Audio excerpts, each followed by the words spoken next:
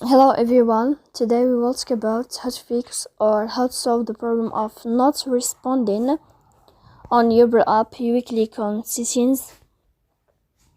In the first page, you will find the window of settings like this, and you will enter to apps, default apps, app settings.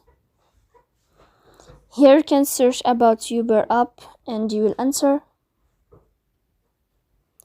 Then you can click on first stop and you can click OK. After that, you will enter to the window of storage. Here you can click clear cache. Don't click clear data because that can delete your account. In the end, you can turn off your phone and you can turn on your phone again, so please don't forget to support us by like and subscribe. See you next time in another video.